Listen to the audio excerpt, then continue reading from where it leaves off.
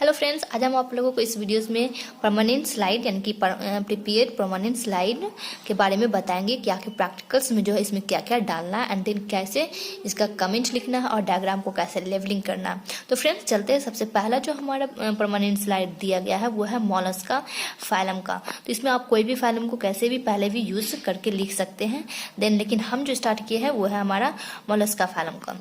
Okay, तो यहाँ जो आप डायग्राम देख रहे हैं ये जो है पहला का द रेडुला स्ट्रक्चर को यानी कि हम जो है बनाए हैं।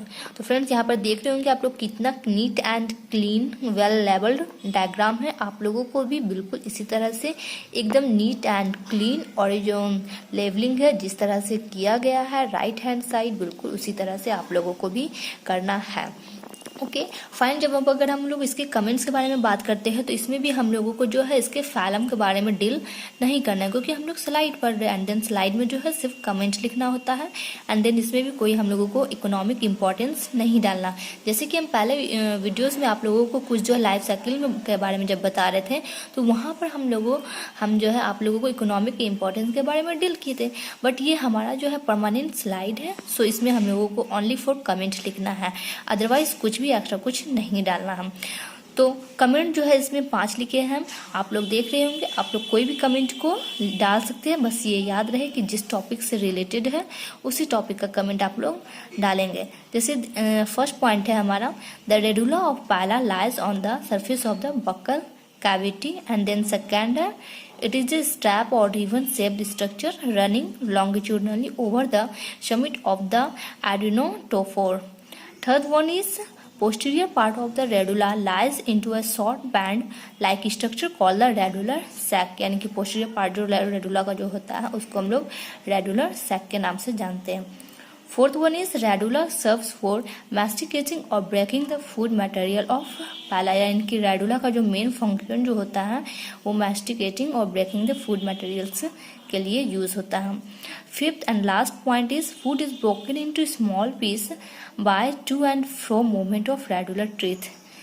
फाइन, ये था हमारा रेडुला का जो है कुछ कमेंट्स एंड देन फिर अब हम लोग आगे बढ़ते हैं नेक्स्ट परमानेंट स्लाइड की ओर। Study of prepared permanent slide annelida. ये जो डायग्राम आप लोग देख रहे हैं ये जो है एनालिडा का ग्रुप का दिया हुआ गया है, लेकिन ये एनालिडा का ग्रुप का ये कौन सा स्ट्रक्चर्स है तो ये जो है हमारा है टिफ्लोसोलर रीजन है। लेकिन टिफ्लोसोलर रीजन किसका है तो फेरेटिमा पोस्थुमा यानी कि अर्थवर्म का ये डायग्राम आप लोगों को दिखा रहे हैं हम।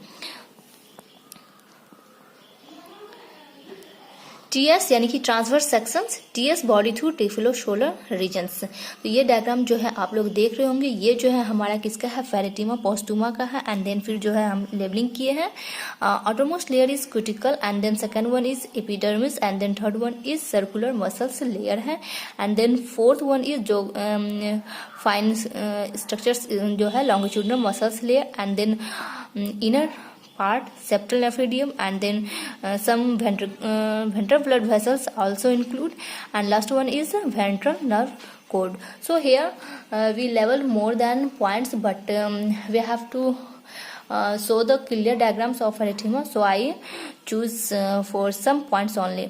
Friends, अब अगर हम लोग इसके कमेंट्स के बारे में बात करेंगे तो कमेंट्स में भी हम जो है कुछ डाले हैं। It is divided into 3 region, जो 3 रीजन में डिवाइड किया गया, pre typhlosole, typhlosole and the last one is post टिफोलोसोर।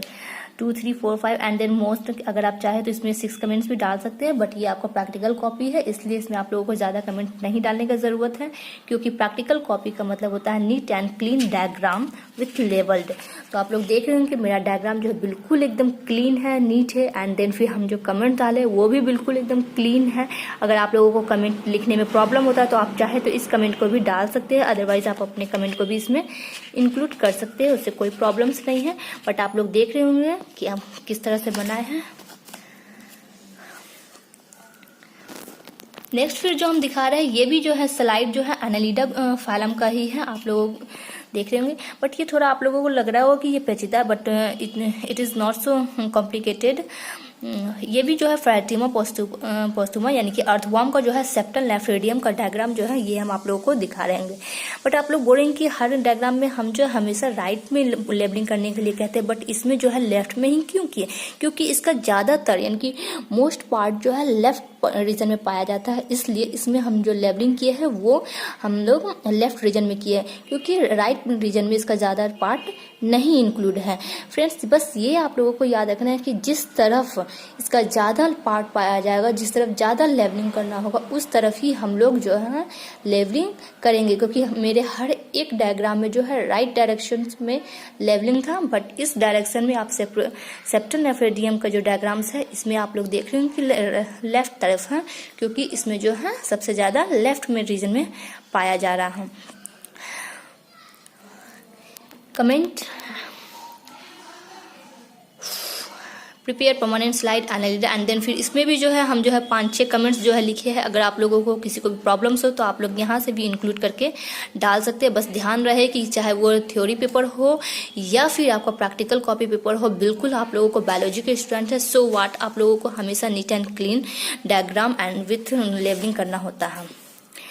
Next है ये भी जो हम दिखाए हैं, ये भी जो है हमारा एनालिडा का ही डायग्राम्स है, बट एनालिडा का में भी जो हम चूज किए हैं ये भी अर्थवर्म का ही है, बट ये अर्थवर्म का कुछ दूसरा स्ट्रक्चर से क्या है, तो ये है फेरेंक्स, यानी कि transverse sections body through pharynx. Same labelling होगा बट थोड़ा सा इसमें डिफरेंट होगा, क्योंकि ये फेरेंक्स है, बट आउटरमोस्ट लेयर जो होगा वो कुटिकल ही होगा, एपिडर्मिस होगा, and then third one is circular muscles layers होगा, एंड देन फिर वो जो आउटरमोस्ट लेयर से लेकर जो 4 लेयर्स होता है वो बिल्कुल हम लोगों का सेम होगा, यानी कि लॉन्गिट्यूडनल मसल्स लेयर तक ये जो है 4 लेयर्स जो है हमारा सेम ही होता है। एंड देन फिर innermost layer is pharyngeal lumen देख रहे होंगे, इसमें भी हम लोगों को वेंट्रल नर्व कोड देखने को मिलेगा। फिर चलते अब हम इसके कमेंट्स की ओर। कमेंट्स इसमें हम 5 डाले हैं, आप लोग चाहे तो भी डाल सकते हैं।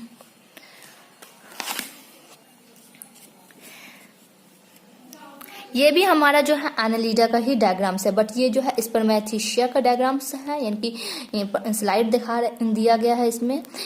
ये सारा जो डायग्राम जो अभी हम आप लोगों को अर्थवर्म के जो दिखा रहे हैं ये सब ज़्यादा इंपॉर्टेंट होता है, क्योंकि ये ज़्यादातर जो है हम लोगों को जो स्पॉटिंग जब क्वेश्चन होता है तो उसमें दिया जाता है। इसलिए हर एक डायग्राम्स को, यानी कि एनालिडा चैप्टर्स को, एनालिडा फाइलम्स को, हर एक डायग्राम को आप लोगों को माइंड में मेकअप कर लेना चाहिए, क्योंकि इसमें जो स्पॉटिंग जो होता है वो आने का ज़्यादा चांसेस रहता है। तो ये जो डायग्राम जो अभी हम आप लोगों के सामने जो दिखा रहे हैं ये अर्थवर्म का, यानी कि वही पेरिटिमा पोस्टुमा का जो है डायग्राम्स है, यानी कि ये जो है स्पर्मेथिशिया का डायग्राम शो कर रहे हैं अभी हम आप लोगों के सामने। एंड देन फिर ये रहा इसका comment, earthworm has 4 pairs of spermathecae on each side in segments, हर एक सेगमेंट में स्पर्मेथिशिया का जो है 4 पेयर्स पाया जाता है। And then next point is दिया हुआ है, body wall is completed of thin cuticle layer, columnar epidermis and thin circular muscle layer. ये तो आप लोगों को डायग्राम से भी पता चल ही रहा होगा कि हम कौन कौन सा लेयर्स हैं। तो अगर हम लोग कमेंट का बात करें कि हर एक कमेंट को याद करना कैसे इंपॉर्टेंट है, तो आप लोगों को कमेंट याद करने का ज़रूरत नहीं है। सबसे ज़्यादा मोस्ट इंपॉर्टेंट होता है डायग्राम को याद करना, क्योंकि अगर आप कमेंट लिखना चाहेंगे तो कमेंट कहाँ से लिखाएगा, डायग्राम से लिखाया जाएगा। इसलिए हर एक डायग्राम को अच्छी तरीके से रीड कर लेना चाहिए कि कौन से डायग्राम में कौन सा स्ट्रक्चर पाया जाता है। जैसे अगर अभी हम इस डायग्राम का बात करें स्पर्मेथिशिया का, तो इसमें सबसे मोस्ट एंड इम्पॉर्टेंट चीज क्या होगा, वैसा स्ट्रक्चर्स जो कि और अदर्स स्ट्रक्चर्स में नहीं पाया जाएगा, क्योंकि ऑटोमोस्ट लेयर जो है वो 4 लेयर जो है वो हर एक में पाया जाएगा। एंड देन इसमें अगर हम बात करेंगे तो फेरेंजियल नेफ्रिडियम होगा, ओसोफेगस होगा, और ये जो डायग्राम है वो किसका है, स्पर्मेथिशिया का। तो सबसे मोस्ट इंपॉर्टेंट चीज क्या होगी, स्पर्मेथिशियल ओपनिंग इस डायग्राम में होगा। तो ये हम लोगों को अपने कमेंट में लिखने में एक सुविधा होगा, क्योंकि हम लोगों को कमेंट याद करना, इतने सारे कमेंट को याद करना पॉसिबल नहीं है, बट हाँ डायग्राम को याद करना पॉसिबल है। इसलिए आप लोग कोशिश कीजिए कि हर एक डायग्राम को माइंड में मेकअप कर लीजिए, क्योंकि कमेंट तो फिर वो क्या लिखाएगा, डायग्राम से ही लिखाता है। तो फ्रेंड्स ये एक हम आप लोगों को ट्रिक्स बताएं कि कमेंट को कैसे लिखा जाता है, क्योंकि हर एक कमेंट्स को याद करना पॉसिबल नहीं है। इसलिए सबसे बेस्ट तरीका यही है कि डायग्राम्स को रीड कर लें और आराम से हम लोग उस डायग्राम को ही देख करके हम लोग कमेंट्स आसानी से लिख सकते हैं। तो तो फ्रेंड्स अभी जो हम इससे पहले जो डायग्राम दिखाया थे वो इस पर मैथीसिया का था, यानी कि वो जो है मेल से रिलेटेड था, मेल अर्थवॉर्म से रिलेटेड था। एंड देन फिर अगर अभी हम बात कर रहेंगे तो ये जो हमारा एनेलिडा का डायग्राम है, ये जो ओवरी का डायग्राम है। एंड देन फिर ये इसमें भी सेप्टम पाया जाएगा, ओवा पाया जाएगा, एंड देन ओवरियल लोब्स। इसमें 3 लेबलिंग है जो मोस्ट इंपॉर्टेंट है। And it is so easy to draw, ये सबसे आसान तरीका है और सबसे बहुत ही क्लीन और क्लियर कट डायग्राम से कि आप लोगों को याद करने का जरूरत है भी नहीं। It is very easy. Next इसका comments, a pair of ovaries is situated in the 13th segment, यानी कि ओवरी कहाँ पाया जाएगा? 13th सेगमेंट में, यानी कि अर्थवर्म का जो 13th सेगमेंट होगा वहां हम लोगों को ओवरी देखने को मिलेगा। They are pyriform, semi transparent, hanging freely into coelom and attached by their broad ends to septum of the 12 and 13 segment। 12 और 13 सेगमेंट में ये क्या होता है? अटैच्ड है, क्योंकि अभी हम जस्ट कहे हैं आप लोगों को ये 13 सेगमेंट में पाया जाता है। And then third, fourth, fifth point you see clearly, and then you have to write or not, it depends upon your thinking sense that okay.